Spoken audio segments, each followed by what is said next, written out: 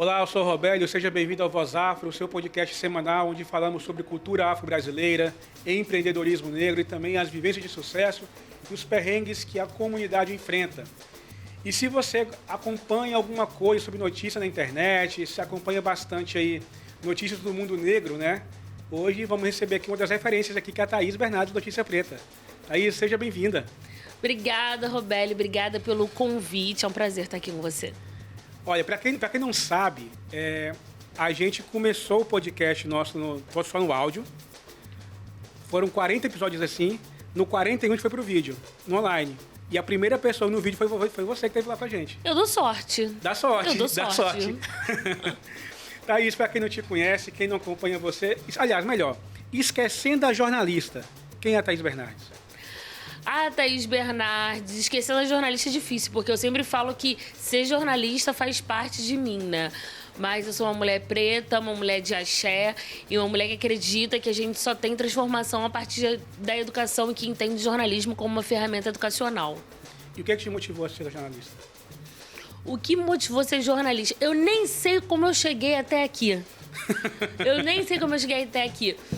Na verdade, eu sempre soube que eu quis trabalhar com arte, com comunicação. Com 17 anos, com 17 para 18, comecei a ser figurante da Globo. Porque eu Sério? Eu fui figurante. Eu fiz Linha Direta, eu fiz Grande Família. A Grande Família? A Grande Família, figurante. Porque eu sempre gostei de aparecer. Eu sempre fui aparecida. Então, eu sempre soube que eu queria trabalhar com comunicação, mas nunca soube muito como. E eu sempre fui aparecida e de gostar de resolver problema alheio. Tipo assim, briga de pessoa na escola. Eu tava lá mediando conflito. Eu não sabia o que era. Parecia que era assim, tipo, ela tá aqui, sabe? Já vem a Thaís se meter. Eu chegava e falava, não, calma aí, você por aqui, mediava o conflito. Então eu sempre fui aparecida e mediadora de conflito. Isso eu sempre soube. Aí eu fui fazer vestibular, eu fiz pra História na UFRJ, passei, e Comunicação na UERJ. Aí eu entrei na UERJ pelo sistema de cotas. Uhum. E aí eu fui fazer... Minha primeira faculdade foi Relações Públicas. Tudo a ver, né? Eu fazia o quê? Chopada, festa, continuava o quê? Aparecida e mediadora de conflito, resolvendo solução. Aí eu fui pro Centro Acadêmico da UERJ pra fazer o quê? Organizar... Então, assim, esse meu lugar, ele sempre existiu. Na verdade, eu fiz jornalismo na França, né? Toda a minha formação é na Europa. Uhum. Eu fiz Relações Públicas na UERJ. No meio da faculdade, eu fiz um intercâmbio, fui pra França, terminei minha faculdade de Comunicação e Informação na Paris 2. E aí, depois eu fiz uma escola de jornalismo, que é o Institut Pratique do Jornalismo, que é uma escola privada, né, de jornalismo. Eu fiquei quase 10 anos morando na França. Comecei minha trajetória como repórter na França, né? Eu fui repórter de TV, num canal que se chama France 2. E só depois que eu vim pro Brasil. Mas eu acho que eu entrei no jornalismo por isso, assim. Eu sempre gostei de entender o problema, solucionar o problema e nunca fui tímida, nunca tive vergonha. Então, foi assim. Eu fazia escola de jornalismo, é um programa que se chama Alternance, que tem na França. O que é? Eu fiz uma prova para ter uma bolsa, era uma prova para francês, para brasileiro, enfim. E aí eu tive uma bolsa na escola de jornalismo. Quando você era bolsista, você tinha a possibilidade de fazer a Alternance, que é 6 meses na escola de jornalismo e 6 meses atuando enquanto profissional. Então, eu tinha um salário, eu era contratada da France 2. E eu também dei sorte porque quando eu cheguei na França, eu tinha 20 anos, assim, 21 anos, mais ou menos. E eu fui ser babá na casa do cara que era o William Bonner da França, que é o Jean-Michel Carpentier. Ele era o apresentador do Jornal das 8, editor-chefe, e a mulher dele, a Marie-Amélie, era do Figaro, do Figaro, né, o jornal. Só que eu não sabia quem eles eram. E aí eu comecei a descobrir que eu estava trabalhando na casa de gente famosa. E eu não tinha a menor ideia. E nos primeiros meses, aí eu descobri que eles eram jornalistas. Assim, eu falei, caraca, onde eu tô? Então, assim, eles são meus amigos até hoje, as crianças que hoje em dia já são mulheres, assim. A gente se fala até hoje, eles vieram no Brasil no ano passado, a gente tem uma relação muito de família, que foi o que a gente criou enquanto eu era babá na casa deles. Eu fui babá na casa deles, eu morei na casa deles 4 anos, mas eu fui babá uns 3 só. Porque depois, quando eu deixei de ser babá, eu trabalhava no jornal onde ele era o meu chefe. Porque ele falou assim, se você passar nessa escola, eu vou arrumar pra você esse estágio de alternância na TV. E aí eu me matei de estudar, consegui, passei e eu fui trabalhar na TV. Então ele deixou de ser meu chefe quando eu era babá e virou meu chefe na televisão. Então eu sempre agradeço, né? As oportunidades que a vida dão e a gente, que é pessoa preta, a gente sabe exatamente o momento de pegar cada oportunidade, porque ela é única e ela não volta. Pra gente é muito difícil dela voltar. Então, eu entendi que ali naquela estrutura que eu tava, eu tinha que aproveitar todas as oportunidades que eu tinha. E eu aproveitei cada uma delas, sabendo que elas não voltariam a acontecer. Quando que uma menina preta do subúrbio do Rio de Janeiro, ex-passista de escola de samba, porque quando eu fui pra França, gente, eu era passista de escola de samba, fazia bico de figuração. Quando que eu ia virar repórter na França, né? Mas é muito diferente ser repórter na França e no Brasil? A estrutura do jornalismo na França, ela é diferente da estrutura do Brasil. Começando porque aqui a gente tem muitas vezes a gente coloca o repórter num lugar de figura pública, né? De famoso. Tem essa personalidade. E na França, não necessariamente. Você tem os repórteres especiais, mas o repórter do cotidiano, do dia a dia, muitas vezes ele não aparece na câmera. A gente tem muita matéria lá que é com voz off, né? Então, essa estrutura diferente é televisão pública. Eu trabalhei numa televisão pública na França, né? Que é o grupo France Télévision. Tem um peso muito forte. Aqui no Brasil, a gente tem oligopólio. A gente tem 4 pessoas que dominam os meios de comunicação. Eu acredito que essa minha experiência na França em entender a importância da gente ter veículos diversos, isso está muito presente no Notícia Preta. Tá, e o que te motivou? Como surgiu Notícia Preta na sua vida? Eu era coordenadora de comunicação da Secretaria de Estado de Direitos Humanos aqui no Rio. E isso foi em 2018 que eu criei o Notícia Preta, em novembro de 2018. Antes, eu comecei a pensar ele em setembro. E aí, como chefe de comunicação, todos os casos de violação de direitos humanos, eles passavam por mim e a gente tinha que fazer uma nota.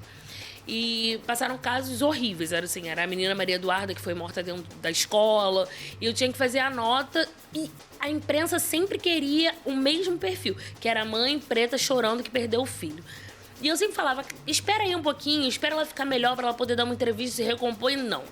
A imprensa queria a desgraça, quer ir lá mostrar a casa da pessoa na favela, mas é para mostrar a pobreza, como se todo mundo que estivesse na favela, sabe, fosse miserável. Eles procuravam um cenário de desgraça, assim, o tempo inteiro. Pessoas pretas em um lugar de desgraça, justificando, muitas vezes, prisão de pessoas com antecedentes criminais, que é algo que a gente, dentro da comunicação antirracista, a gente abomina. Antecedente criminal não significa nada. Antecedente criminal significa que você cometeu um crime, você pagou por ele e a sua vida segue. A gente não pode ser punitivista. A imprensa não pode ser punitivista porque o punitivismo é racista. O punitivismo é racista. E aí eu comecei a fazer as notas sem botar antecedente criminal. Falava, que não importa o antecedente criminal. E eu falei, cara, tá tudo errado. Virei pro meu designer na época e falei assim, você faz site? Você sabe fazer um site? Ele falou assim, eu falei, faz um aí pra mim. Ele falou, tem que pagar o domínio. Eu falei, tá, põe aí, Notícia Preta. Foi assim. Surgiu assim do nada. Assim, eu não aguentava mais ver as pessoas pretas naquele lugar. Porque assim, Robélio, os nossos corpos negros, eles estão na mesma editoria desde que a gente tem jornal no Brasil. O jornal no Brasil ele começou com a imprensa régia. O que era a imprensa régia? A família real dava para as famílias, né, que ela confiava, digamos assim, o poder de ter jornal. E assim foi perpetuando. O primeiro jornal negro foi O Homem de Cor, em 1833, tá? Só que onde que nós, pessoas negras, estamos nessa mídia tradicional desde que ela existe? Numa editoria que se chama Geral. É corpo negro morto, é corpo negro, sabe, criminalizado. A gente precisa mudar isso. E como que a gente muda isso? A gente muda isso quando a gente conta, quando a gente é dono das nossas narrativas.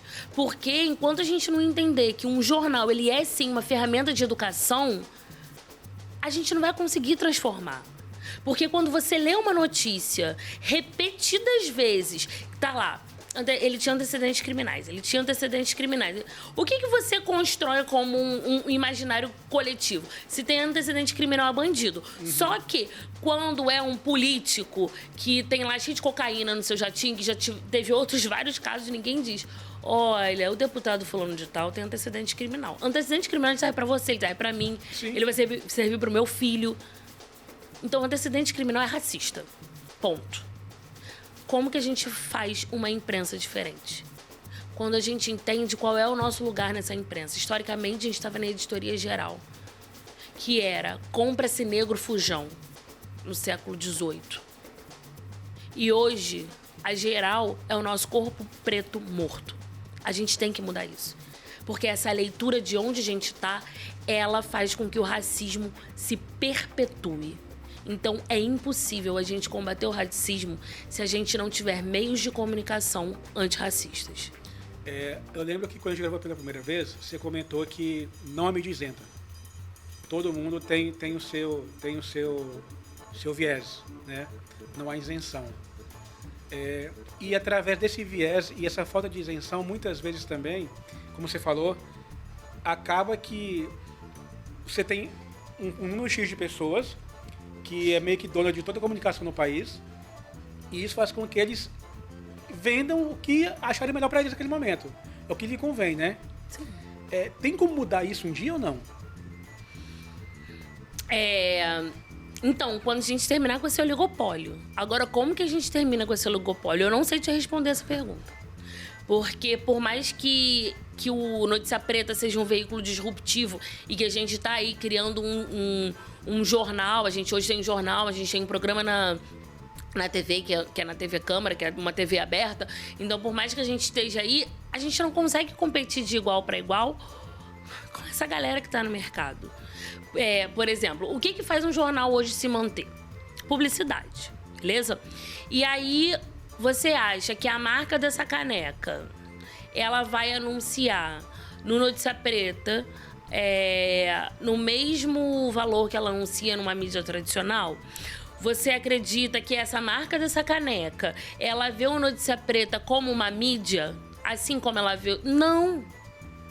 Ela vê esses portais, jornais e mídias independentes como algo militante, sabe? Essa aqui é o seu ativismo. Eu sou jornalista, o que eu faço é jornalismo. Eu tenho jornalista na minha equipe, eu tenho uma empresa, eu sou uma empresária, sabe? Eu gero emprego. É isso que o Notícia Preta é um jornal. Então, como que a gente muda esse cenário? É através do dinheiro. Ponto. Esse é um ponto. A gente tem que ter dinheiro para a gente conseguir mudar esse cenário.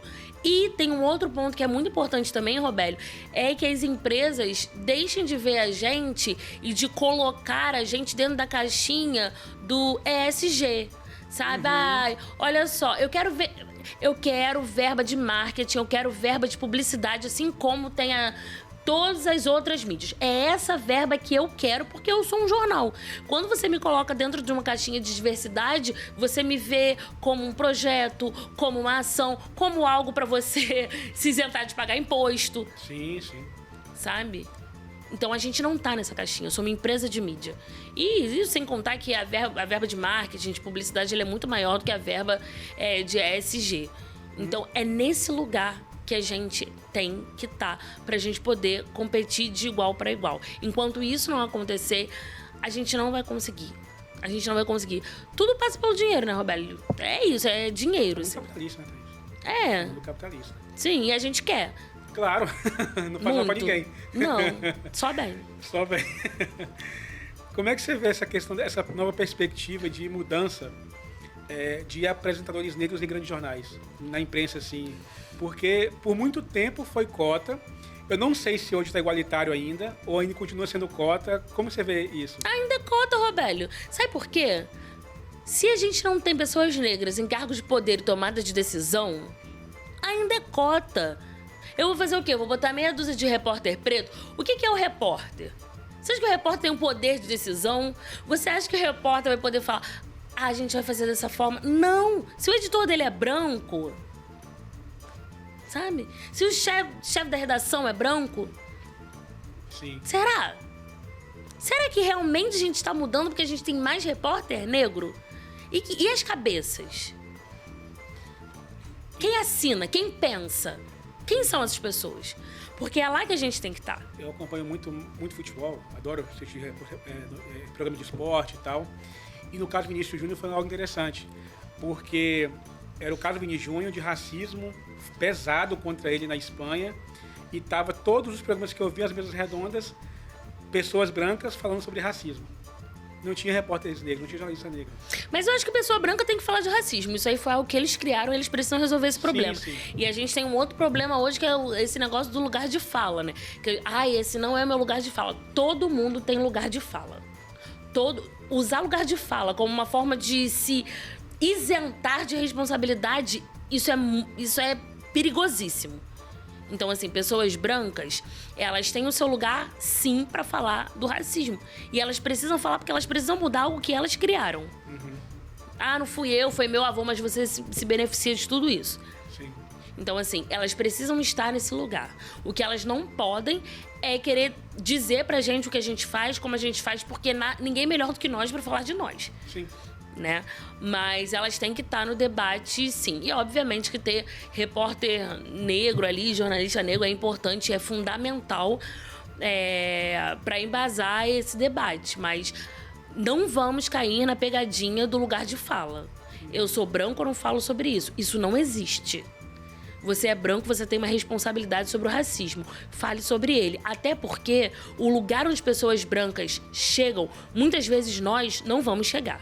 Então a gente precisa de pessoas brancas aliadas que estejam em lugares onde nós não estamos para que nós possamos chegar. Tem que ser estratégico. Eu sou uma mulher de Oxum e eu sempre falo que o que eu aprendo com a minha mãe é a estratégia. Oxum venceu uma guerra, eu vou falar um mitã de Oxum em 1 minuto. Xangô era casado com Yansan e Oxum. Xangô saiu pra guerra e deixou Oxum tomando conta do reino, que estava prestes a ser atacado. E todo mundo falou, como que você vai deixar Oxum, essa mulher doce, frágil? Vai perder, vão invadir tudo. O que Oxum fez quando Xangô saiu? Ela abriu os portões e deixou todos os inimigos entrarem e serviu um banquete para os inimigos. Ela matou todos eles envenenados. É isso aí. Aí, o papo tá excelente. Vamos fazer uma pausinha agora pro comercial e a gente volta já já.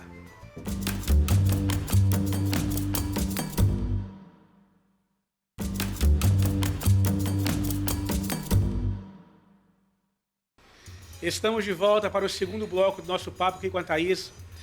Thaís, a gente vê hoje uma coisa assim que até assusta de certa forma. Hoje todo mundo tem acesso à informação. Todo mundo tem um celularzinho aqui na mão aqui com internet. E pode falar o que bem entender. Disseminação de fake news acontece muito. E com a rapidez que decide a eleição, né? Decide alguns países também já a eleição e já essa questão de fake news. Qual o papel do jornalista em cima disso? Desculpa, eu vou discordar de você. Nem todo mundo tem acesso à informação. Às vezes, da onde a gente está, a gente acha que isso aqui é acessível para todo mundo.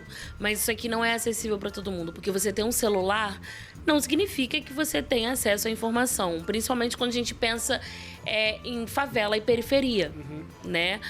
A gente viu muito isso na pandemia. A dificuldade que crianças tinham para estudar porque o celular não comportava, etc e tal. Então, esse aparelhinho aqui, para muitas pessoas, ele serve para ter grupo de WhatsApp. E aí eu acho que tá esse perigo que você falou da disseminação da fake news, tá? Que sim, muita coisa passa pelo WhatsApp, mas a gente precisa entender que nem todo mundo tem acesso à informação. E o que é informação? Então, assim, eu não acho que todo mundo tem acesso a informação de qualidade. E como Notícia Preta trabalha para combater as fake news? A gente tem um processo de apuração. A gente faz jornalismo, né? Eu acho que se todo mundo fizesse jornalismo, era mais fácil, né? Já ia ser bem mais fácil, que é uma coisa muito básica. Você recebe a notícia e você apura. Eu não sei quando o podcast vai ao ar, mas a gente teve um caso essa semana, a gente tá com um estagiário novo. Aí ele pegou e mandou uma mensagem um outro estagiário mandou uma mensagem no grupo, falou assim: tal cantor morreu. Um cantor que tá doente. Tal cantor morreu. Aí o outro estagiário falou, meu Deus, o fulano morreu. A gente tem que fazer alguma coisa. Eu falei, gente, calma aí, porque... Calma, tem que apurar, porque senão a gente vai matar e vai ressuscitar, não pode. Aí ele falou, deixa eu ver no Twitter. Eu falei, não, para agora. Como que você apura no Twitter? Eu falei, você... Aí começou o caos. Eu falei, não se apura no Twitter. Então deixa eu ver se tá no G1. Eu falei, não, pelo amor de Deus. Não é assim. Liga pra assessoria de imprensa do cantor. Liga pro hospital, pede a nota do hospital. Não sei. Aí eu falei, gente, vou ensinar pra vocês como que a gente fazia nos anos 2000, tá? Como que a gente apurava nos anos 2000? Pega o seu telefone e liga pra pessoa. Fala, oi, eu sou repórter do Notícia Preta. Né? Apura essa informação. Enfim, apuraram. O cara não tinha morrido. Ele tava passando por uma cirurgia, não morreu. E o que a pessoa hoje, o estudante, ele não aprende na faculdade de jornalismo, mas que o mercado de trabalho ensina? O que não aprende na faculdade... Várias coisas não aprende na faculdade. Várias coisas. Bom, como, por exemplo, apurar notícia. Como, por exemplo, apurar notícia. Não, mas eu acho que fazer um jornalismo antirracista, de fato, a gente não aprende na faculdade. Não existe algo na grade de jornalismo antirracista. A história da imprensa negra é muito en passant, assim, que vem na faculdade, e isso é fundamental para a gente formar comunicadores antirracistas. E aí eu falo comunicadores negros e brancos, porque a partir do momento que a gente conhece a nossa história, né, o princípio de Sankofa, quando a gente olha para trás, a gente consegue olhar para frente. Então, quando a gente conhece a nossa história, a gente sabe que existiu uma mídia negra, que existiu Abdias do Nascimento, que existiu o Clarim, a gente consegue projetar esse futuro e olhar para frente. Então, eu acho que isso falta muito. E eu sempre digo assim, que eu não faço nada novo. Não é uma novidade que eu faço.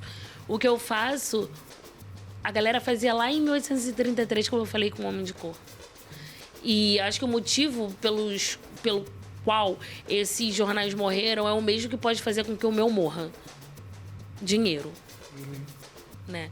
Então, a gente precisa aprender a história da imprensa negra. Os estudantes precisam aprender isso. E tem a sagacidade da rua, né? A sagacidade do jornalista de rua, assim. Eu fiz muito factual, que a gente chama, e eu fiz muito polícia, assim. Cemitério, cadeia... Todas essas coisas, assim, eu fiz muita rua. Agora no Notícia Preta a gente tenta mandar cada vez mais as pessoas pra rua, pra cobrir matéria de rua, porque a rua te dá a sagacidade da rua mesmo, assim. A gente preto sabe que é a sagacidade da rua. Ah, com certeza. Mas o jornalismo essa nossa sagacidade da criolice, quando junta com o jornalismo, mano, ninguém bate. Tem uma parada aqui que eu fico observando, em muitas notícias que eu leio, aquela headline lá bem sensacionalista, né? Que vai gerar clique e tal. E tem muita matéria caça-clique. Matéria caça-clique. Como é que você faz para escrever uma matéria, ter uma headline interessante, que tem um bom engajamento, mas que não seja caça-clique? É difícil. É difícil. Porque... E dentro disso de ser caça-clique... O que mais... Eu vou falar hoje pelos dados do Notícia Preta, tá? A gente fez uma pesquisa perguntando o que as pessoas mais gostavam de ver no jornal. Aí tinha lá todos os tópicos, as pessoas responderam: gosto de política, economia, sociedade. Nossa, o povo é muito, né? Muito culto, né? Muito, gente, muito culto. O que engaja quando sai no Notícia Preta? Fofoca de artista. É o top 1. E... caso de racismo, né? O que faz todo sentido. Então, muitas vezes a gente faz títulos que possam atrair o interesse dessas pessoas para que elas leiam outras matérias. Por exemplo, matéria de economia. Eu não vou falar que tal coisa aumentou tantos por cento, porque aquilo não vai atrair. Mas eu posso falar assim, ó, feijoada vai ficar 20% mais cara. Aquilo ali vai atrair. Mas o que atrai mesmo, infelizmente, é matéria de entretenimento. E é essa pergunta que eu sempre me faço, né? Como fazer com que as pessoas se interessem por pautas que são essenciais e transformadoras, porque uma sociedade, um país que não entende a importância da pauta econômica e da pauta política, como que a gente vai querer mudar estruturas racistas? Sim. Porque o racismo, ele passa pela economia e pela política. É aí que está a raiz dele. Sim. Tem outra coisa também em relação ao jornalismo mesmo, de matérias que a gente lê sempre em sites, vê na TV também, enfim, N coisas que acontecem relacionado à pessoa preta. Por exemplo, prenderam um traficante hoje na favela. É traficante, um cara preto é traficante. Se fosse branco, jovem de classe média é preso, nunca tem a palavra traficante no meio. Né? Não, estudante é preso com 50 quilos de cocaína. Exatamente isso. Como dá para mudar isso também ou não? Assim, cara, isso está tão enraizado já na mídia que a gente não consegue mudar isso a curto prazo. Tem que mudar isso. Não tem que mudar, mas é possível mudar isso a curto prazo? É possível mudar isso com aquilo que eu falei lá atrás. Quando a gente entende que o jornalismo é uma ferramenta educacional, a gente começa a mudar a nossa linguagem para que esse tipo de título não exista mais e que a gente crie essa cultura de não associar pessoas pretas necessariamente nesse lugar. A curto prazo, eu não sei, mas a médio prazo, sim, é possível. Né? Dando nome ao que é nome, entendendo o jornalismo como uma ferramenta educacional e traçando estratégias linguísticas para a gente poder mudar isso. É importante. E é importante também que quando sejam pessoas brancas traficantes, de fato, elas sejam colocadas como traficantes. É isso. Teve o caso da menina estudante de medicina... Sim. Da formatura, a gente já forma como a menina foi tratada. Fizeram matérias para entender o passado da menina e como que ela chegou a roubar. Sabe, estelionato, né? Como que ela virou uma estelionatária? Porque as pessoas, elas se interessam pelas pessoas brancas criminosas. Claro. Porque parece, olhando de fora, que tipo, nossa... Nem parece criminoso, porque associam a imagem do criminoso a pessoas negras. Aí quando vem uma menina, né, branquinha, com aquela cara padrão, branco padrão. Adoro falar branco padrão, porque eles falam preto padrão, falam branco padrão. Quando vem aquelas pessoas com a cara de branco padrão, você fica assim, nossa, como pode, né? Branco padrão roubando. Isso nunca existiu, amor. Isso existiu desde que eles chegaram aqui. Já chegaram roubando a gente. Então, assim, branco padrão já rouba a gente há muito tempo. E as pessoas se chocam e fazem matérias assim... Da onde vem, como vão, como isso aconteceu, será que teve algum problema familiar? E quando são pessoas negras, tipo, ninguém quer saber, sabe? Quando tem um caso de uma criança preta que é assassinada dentro da sua casa durante uma operação policial, as matérias relacionadas a essa criança, é simplesmente sobre o crime. Ninguém procura entender se ele era um estudante, se ele tinha sonho. Então, como fazer uma matéria antirracista? Você pegar esse personagem, que a gente chama de personagem, e humanizar. A gente precisa humanizar pessoas pretas. A gente precisa dar humanidade às pessoas pretas. O que historicamente foi retirado da gente é um papel do jornalismo devolver pra gente. Então, toda vez que uma pessoa negra sofre alguma coisa, quem é aquela pessoa negra? A gente teve recentemente o caso de um homem negro com deficiência, 2 pernas amputadas, que foi jogado pra fora do hospital. Quem é esse? Ele não é um homem negro com deficiência. Ele tem uma história, ele é alguém. Qual o nome dele? Então, vamos lá. Qual o nome dele? Onde ele mora? Ele tem filho? Ele tem família? A gente precisa humanizar pessoas negras, Robélio. Sim. Senão a gente não vai conseguir transformar. E aí tem uma outra coisa, Thaís, que a gente observou, assim, o caso de George Floyd. As imagens rodaram o mundo inteiro, né? E aquele vou dizer assim, de uma forma bem sutil. Acho que não tem nem como dizer com forma sutil que aconteceu com o George Floyd. Cenas fortíssimas, a famosa frase, né?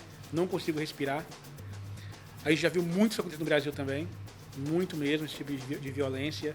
O caso do Moise, né, que foi espancado, e assim, sempre com imagens.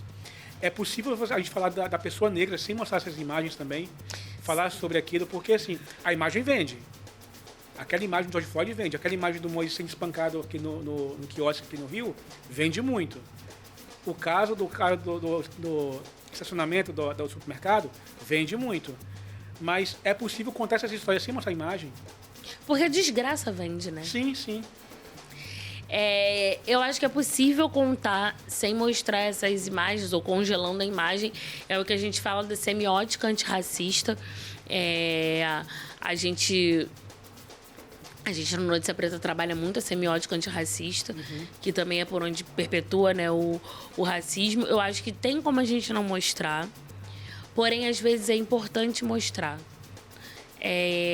A gente precisa humanizar pessoas negras, como eu falei, mas muitas vezes as pessoas elas são tratadas como animais. Sim.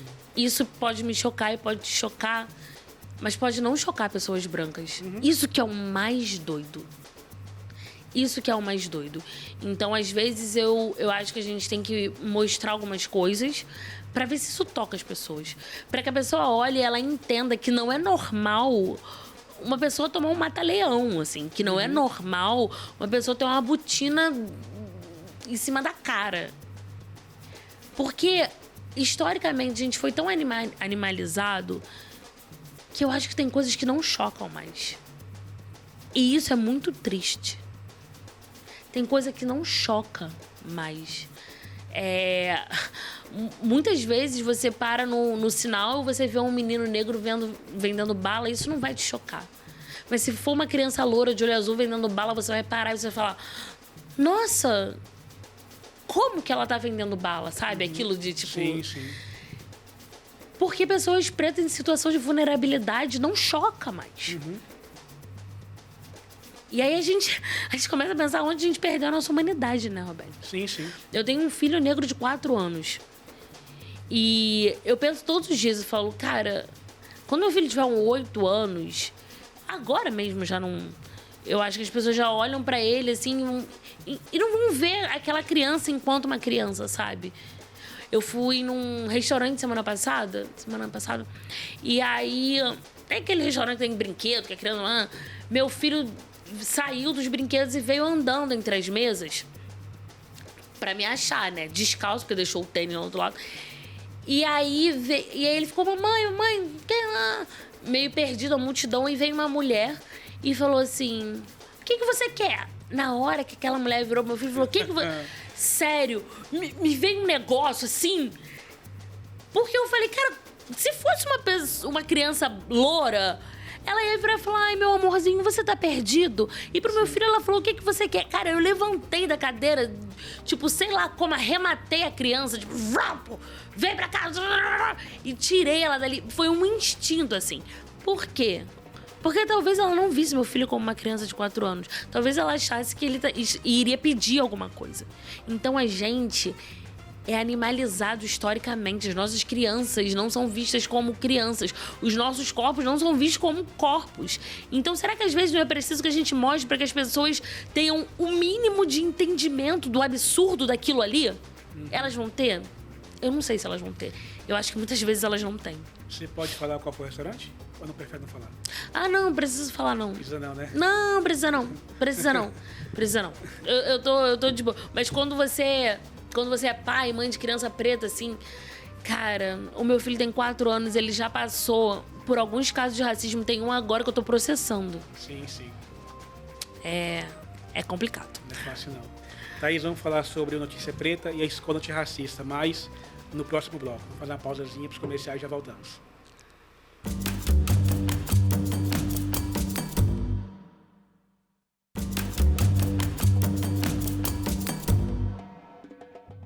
Estamos de volta para o último bloco aqui do Voz Afro com a Thaís.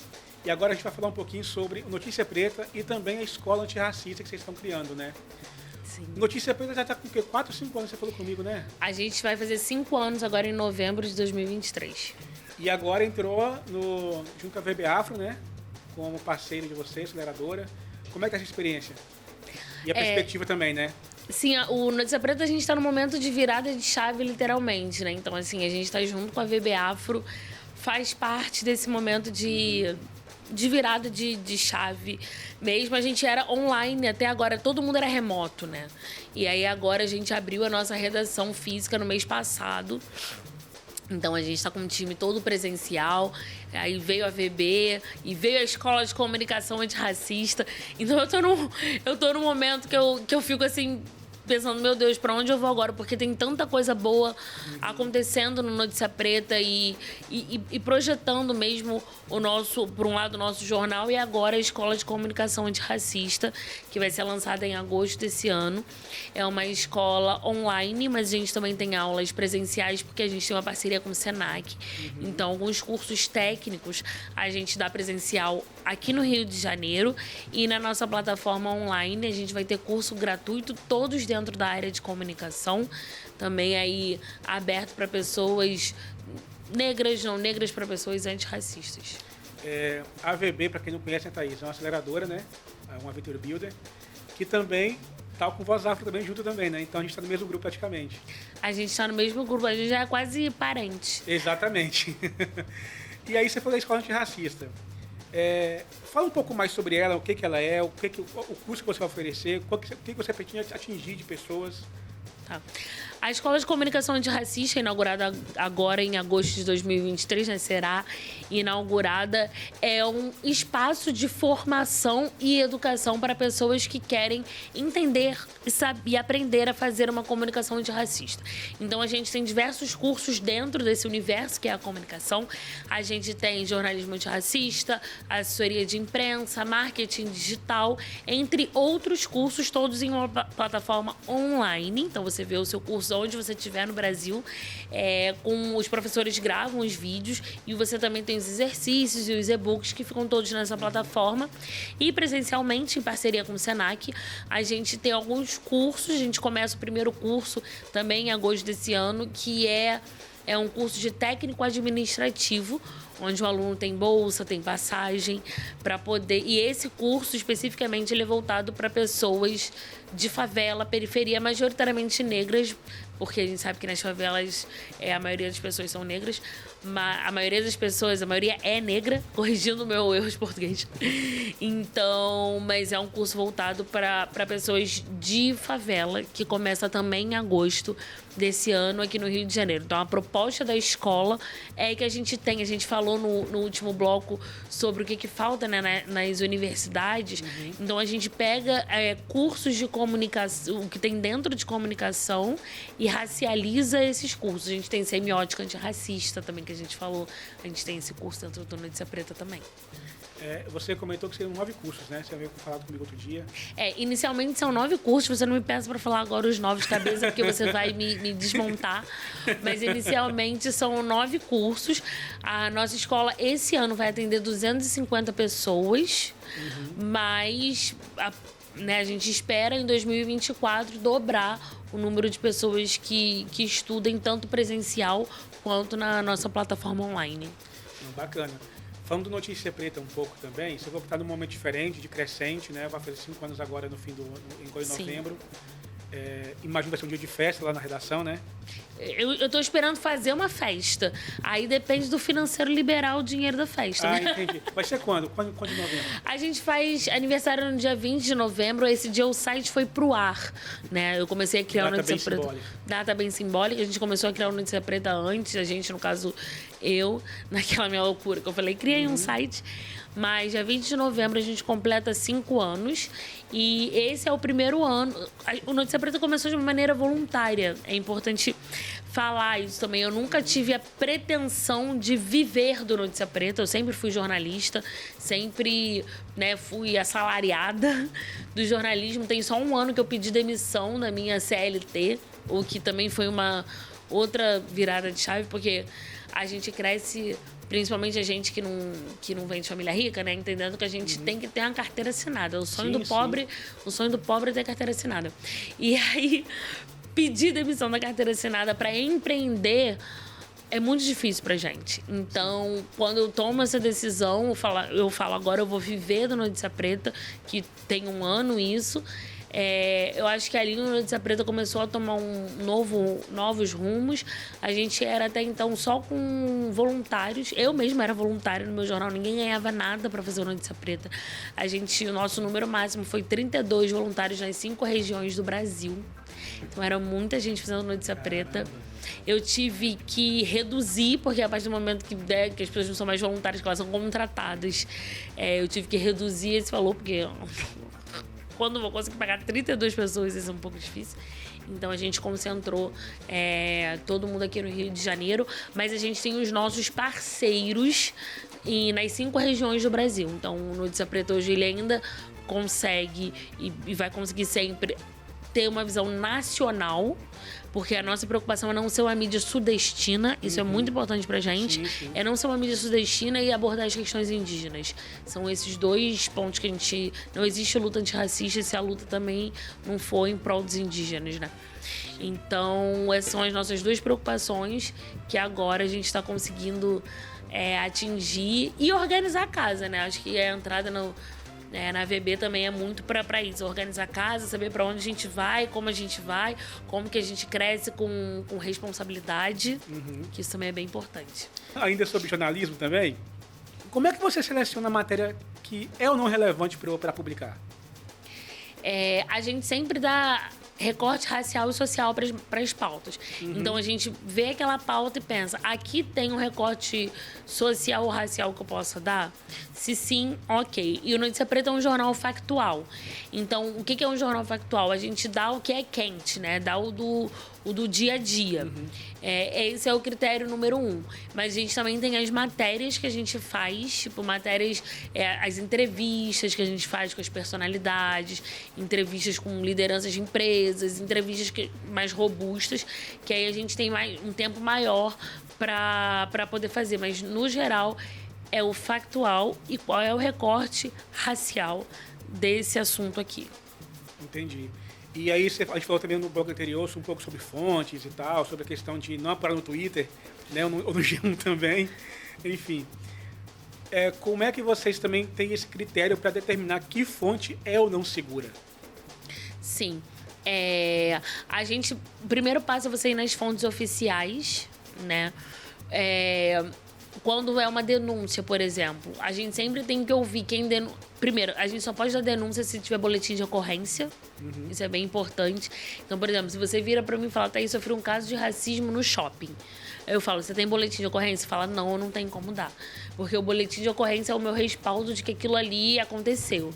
E aí, a partir do momento que eu tenho aquilo ali, eu vou procurar o outro lado. A gente sempre tem que procurar um outro lado. Legalmente, o jornalista tem que ter os 2 lados, senão a gente toma um processo.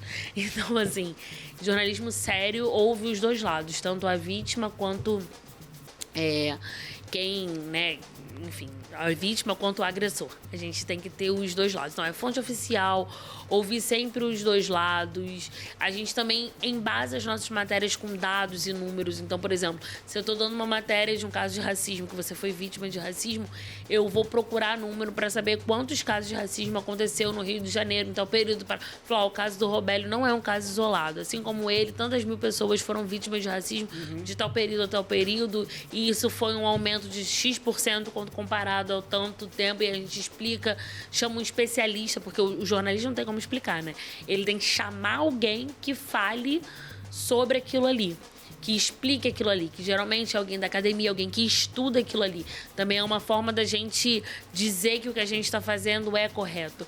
Recentemente teve o caso de uma menina cigana que foi assassinada pelo marido, uma menina de 14 anos. Vi isso ontem no jornal. Aí a gente deu essa matéria semana passada no Notícia Preta, e aí a gente foi procurar uma pessoa especialista nisso para poder explicar como que eram os casamentos ciganos, por que uma menina de 14 anos estava casada, etc e tal. Porque a gente tem sempre que ir além e sem estigmatizar. Porque a mídia tradicional estava dando assim, menina de 14 anos é morta pelo marido. E o pai denunciou. E tava todo mundo criticando o pai e tal. E no Notícia Preta a gente fala, não, vamos lá, vamos explicar o que é isso. A gente precisa entender o que é a cultura cigana, como que isso acontece dentro, né, dessa comunidade, etc e tal. Então a gente sempre se baseia com isso, dado, especialista e fonte oficial. E como lida com a questão de uma matéria que é interesse público e interesse do público? Como assim? Exemplo, tem muita matéria que é publicada, que a gente lê no dia a dia, que é de interesse público, né? Mas aí tem aquelas que é interesse do público, como você até mesmo falou. A questão é assim, tem a matéria ali que eu vou publicar que de fofoca, que interage muito mais e tal. Esse é um grande debate dentro do Notícia Preta, né? Porque quando você tem um jornal, eu preciso que o meu jornal tenha acesso. Uhum. Porque eu ganho dinheiro no clique. Sim. E a gente vive disso. Sim. E até para eu vender uma publicidade, eu tenho que ter acesso para eu virar pro cara e falar que eu tenho tantos mil acessos diários. Então, o que a gente faz no Notícia Preta? A gente tem que dar algumas matérias de entretenimento, que é interesse das pessoas que leem, mas pra gente, enquanto jornalista, a gente fala, sério que a gente vai dar isso? Mas é uma fofoca de artista. É uma fofoca de artista. Notícia Preta, a gente sempre gosta. A gente sempre fica assim, sabe? Vamos dar fofoca? Vamos, porque aquilo ali vai gerar link no site. Uhum. Então a gente, mesmo dentro da fofoca, obviamente que a gente não vai estigmatizar a pessoa negra, etc e tal. Mas a gente dá aquele assunto e, em paralelo, a gente dá as matérias de economia, de política internacional. A gente dá muita coisa internacional do continente africano. A gente traz isso ainda muito pelas agências, né, de notícia internacional, que a gente consegue trazer esse material. E aí a gente tenta equilibrar o que é caro para nós, porque qual é o diferencial do Notícia Preta hoje? A gente é generalista, né? Então a gente dá política, economia, entretenimento. Outros jornais são especificamente de entretenimento do que acontece, né, dentro da população negra. Então vai ficar falando só de artista preto, cultura e tal. A gente não. A gente é generalista. Então a gente dá o factual. Eu tenho que ter esse material porque isso é o que me diferencia no mercado. É isso que justifica por que você anuncia no Notícia Preta e não num outro. Porque se você quer um jornal, é aqui. Se você quer entretenimento, você vai lá. Sabe? Se você quer música, tem vários veículos especializados em música, né? Em rap, tal, você vai lá. Mas no Notícia Preta você tem jornalismo. Então, eu preciso ter esse equilíbrio. Entendi. Uma outra coisa que eu até anotei para te perguntar aqui, em relação à questão da imparcialidade. Porque, embora todo canal de comunicação tenha um viés, mesmo com o seu viés político, ideológico, tem que ser imparcial também no momento de publicar matéria. Sim. A gente vê muita crítica hoje de leitores, ouvintes e tal, que não há imparcialidade. Eu já ouvi isso aqui no Voz Afro. Já recebi mensagem no Instagram do Voz Afro com esse tipo de comentário. Vocês não são imparciais, vocês estão levantando só a bandeira de um lado, não sei o que e tal. Cara, mas o podcast é Voz Afro, sabe? Então, já tem um nome político aqui no podcast. A gente não tem pra onde correr disso. Mas eu já recebi, eu como um podcast, já recebi esse tipo de mensagem. Imagino que vocês devem receber também isso assim o tempo inteiro, né? Porque vocês são muito parciais, vai ser por um lado e tal. Como lidar com isso no dia a dia? O que eu sempre falo, a gente tem a nossa linha editorial. Então, dentro da nossa linha editorial, a gente é imparcial. Uhum. Então, qual é a nossa linha editorial? A gente faz jornalismo racializado, ponto. Sim. E ali dentro eu vou ouvir os dois lados. Mas, por exemplo, se a gente tem um caso de uma operação dentro de uma comunidade que fecha escola e posto de saúde. Na mídia tradicional, eles vão falar: operação prende tantas pessoas, barará, barará. Notícia Preta, não. Notícia Preta vai falar que, 2.000 crianças ficaram sem aulas devido a uma operação policial. Uhum. A mídia tradicional vai falar: operação policial para prender armas e drogas prende tantas pessoas. Você entende a diferença? Sim. A minha linha editorial, ela é o que impacta as pessoas negras e periféricas. E é nesse lugar que eu vou puxar.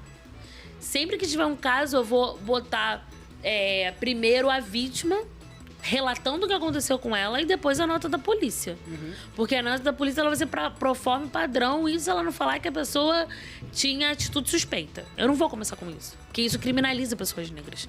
Uhum. Então, no Notícia Preta, a minha linha editorial é essa. Sou imparcial dentro da linha editorial que que eu me proponho a ter. Entendi. Thaís, estamos chegando no final do nosso podcast hoje. Notícia Preta está completando 5 anos agora, dia 20 de novembro desse ano. E o que você enxerga para daqui a mais 5 anos, os próximos 5 anos, Notícia Preta? O Notícia Preta ele é muito mais do que um jornal, né? A gente é uma ferramenta de transformação social. Hoje a gente tem o jornal, a gente tem a escola e eu pretendo que nos próximos anos a gente lance aí, nem nos próximos anos, bem em breve, um terceiro pilar, que é a agência do Notícia Preta. Então a gente está trabalhando nessa crescente, o jornal ele já está consolidado e a gente só vai melhorar ele a cada dia. Agora a gente está lançando a escola e eu espero que da próxima vez, no próximo papo que a gente bata, a nossa agência de comunicação antirracista também já esteja aí. Esses vão ser os 3 pilares do Notícia Preta. Com certeza vai ser, não tem dúvida disso. E para a gente finalizar, uma mensagenzinha para quem quer fazer jornalismo, mas está em dúvida, tem os desafios, o que você diz para essa pessoa? Eu acredito que se você se você acredita numa sociedade mais justa e igualitária, o jornalismo sim, é esse lugar, é essa ferramenta. Não é fácil, não tem glamour nenhum. É zero glamour, tá, gente? Não é fácil, não tem glamour. Mas é muito prazeroso todo dia que eu durmo e que eu acordo sabendo que o que eu tô fazendo transforma. Então, jornalismo é uma ferramenta de transformação social, com certeza. É isso. Thaís, brigadão, tá? Eu que agradeço. Papo hoje, obrigado por estar aqui com a gente, né? Disponibilizando um pouquinho do seu tempo, que eu sei que é bem corrido, mas obrigado mesmo. Para você que nos acompanha até aqui, a gente também agradece muito. Agradece você que nos manda mensagem no Instagram, seja ela criticando, dando sugestões, elogiando também. Continue mandando o que a gente gosta, tá? E até a próxima semana.